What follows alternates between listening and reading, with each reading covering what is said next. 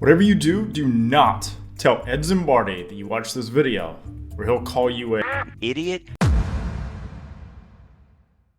We're going to talk about CryptoProgram's name change, the cult tactics used to brainwash investors, the bogus exchange, and setting up an LLC. Oh, and this is how the rug pull starts, so make sure you stick around to see how that's going to happen. First, why is anything even changing? Ed claims to be making this program a lot better and easier, but the recent changes are requiring investors to jump through hoops and spend money just to get paid out. The promoters are claiming that this is so that the program will last for a long time, but my question is, in relation to what? In relation to other Ponzi schemes? US citizens now have to set up an LLC so that they can KYC with some bogus offshore exchange that just had their website set up a few weeks ago. That's not weird at all. CryptoProgram is now being called AMS as an acronym, and the affiliates are being encouraged to use different names to go with that acronym, like American Marketing Systems or awful malicious scam. But why the name change to begin with? Well, two reasons in my opinion, and I can't think of anything else. The first being that this makes it harder for the investigators to tie CryptoProgram and Ed and AWS all together as the same entity or the same person running these two different entities. And whenever you use an acronym, there are lots of other names that could be associated with it. So if you call it American Marketing System versus awful malicious scam, even though it's the same acronym, it's hard to prove that it's all one enterprise. CryptoProgram also has fraud warnings and cease and desist from different government bodies, so that could be another reason for the name change. Along with AMS being harder to find whenever you start searching for reviews about the company. So anyone that types in CryptoProgram review or CryptoProgram scam will come across a lot of really negative things about Ed Zimbardi.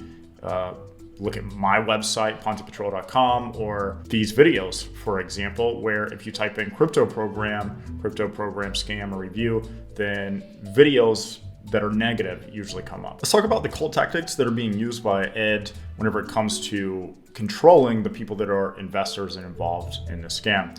So I did a call recently with a guy named Jimmy Bastian, who actually ran a $1 million Ponzi scheme. He got caught, and now he's coming clean, and he's been sharing some of the tactics and how people brainwash people in MLMs and in Ponzi schemes. I'll put a link to that right here. The first tactic that people like Scott Morris and Ed Zimbardi use is us versus them. It's a really strong marketing tactic. They continually bash the government and then try to make themselves look like the good guy. They say, government bad, we're good. And they do this by saying the government wants to keep people back, saying that the regulators don't know how CryptoProgram makes money, saying that they want to keep people poor and hold people back from having a good life. And while I agree that the government is somewhat corrupt at a minimum, that does not make Ed and Scott good guys and them the alternative to the government. They're actually just committing fraud and securities fraud and running a large Ponzi scheme. The second cult tactic I've been seeing a lot of is Ed getting angry at people who question him in any sort of way. He's been doing this back since his PAM accounts.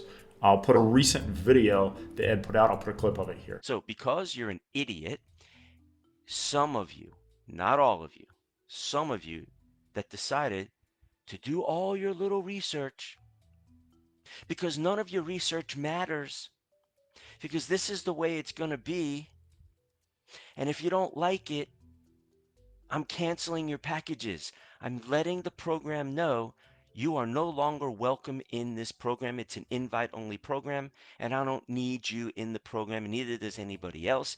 And you want to screw things up for everybody else because you're a fucking idiot going and doing the registration number and got to find out and ask all these questions without coming to me? Bye, Felicia. It's over for you once I find out who the people are that are digging deeper to find out more information and ask more questions.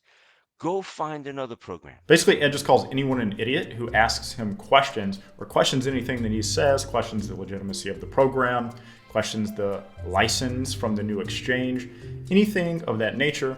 And the reason for this is so that people don't ask questions. He doesn't want anyone questioning anything that he says. And this leads to the third tactic, and that is just telling people to blindly trust every single thing that comes from Ed or Scott or any of the high-up promoters, but do not listen to anything else because people are on the outside don't know anything about it. This actually couldn't be further from the truth though.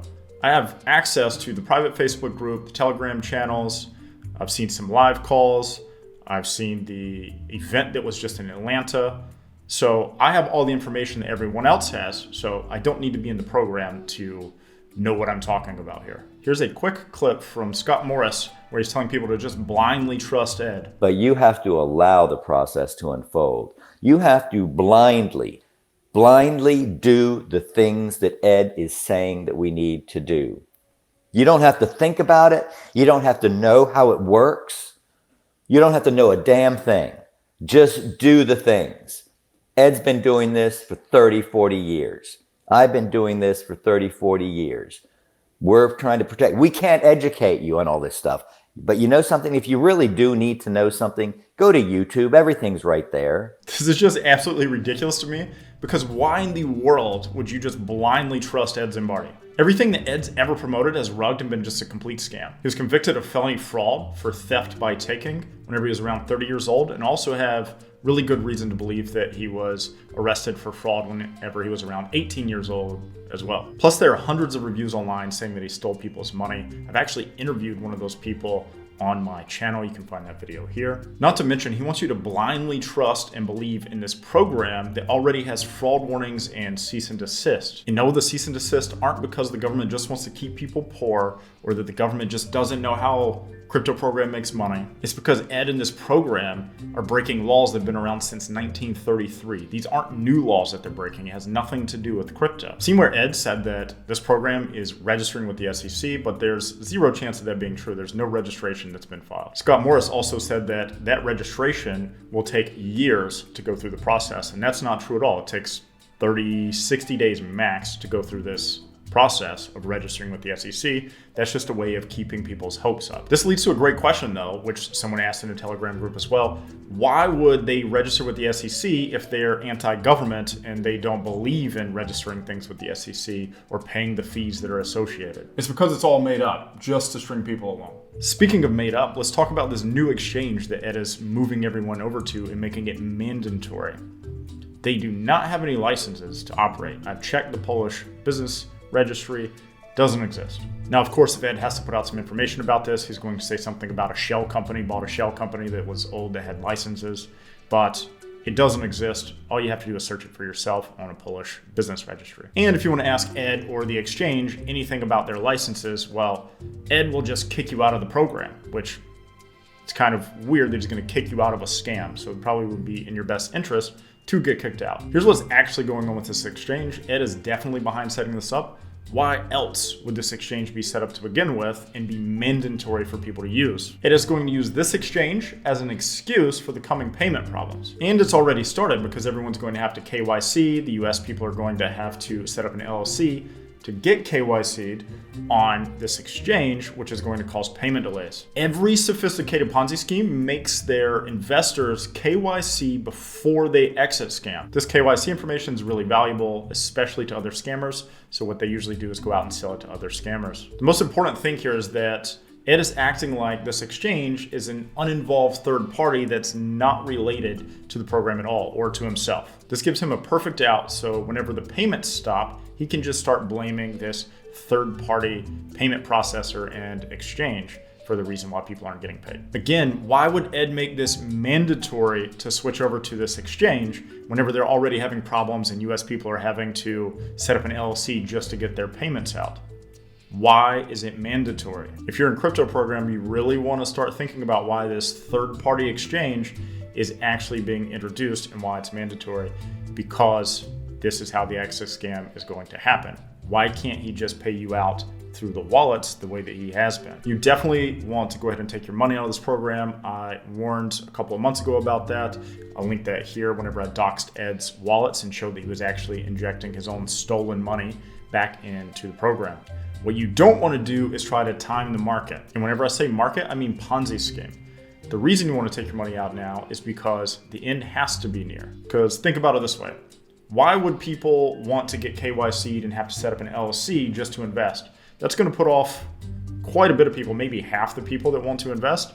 If they find out that they have to set up an LLC and go through the KYC process, for this offshore exchange that was just set up, they're probably not going to want to do that. And given that this is a Ponzi scheme, they need new investments coming in so that they can pay out the old investors, which if you're involved in CryptoProgram, that's probably you as the old investor. And if you don't realize this is a Ponzi scheme yet, then I don't know what to tell you. You're not using your brain at all. You're not thinking logically or rationally if you don't realize this is a Ponzi scheme. I'm just here warning you that if you don't take your money out soon, you'll likely never see it again unless the government steps in and sets up clawbacks. I'm just making these videos to try to help you not lose your money, or if you're thinking about investing into CryptoProgram or AMS, to stop you from investing because it's a scam, Ponzi scheme, and you're going to lose your money. And no, I'm not some broke hater like Scott Morris or Ed Zimbardi will tell you.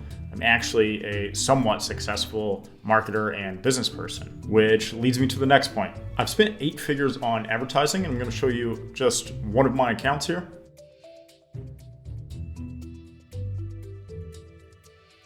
What Ed has been claiming that CryptoProgram's been doing for all this time is definitely not happening. And I just showed you proof that I know what I'm talking about here, which is more than Ed's ever shown anyone.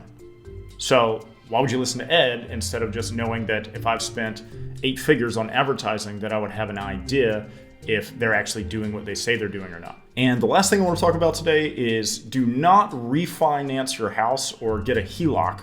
That's absolutely ridiculous. Scott Morris in his Telegram group has been implying that it's probably a good idea to take a really big risk, and he's implying that you should do that through refinancing your home or taking a HELOC. And then I saw a comment of someone saying that they're actually going to do that behind their wife's back. Come on, wake up.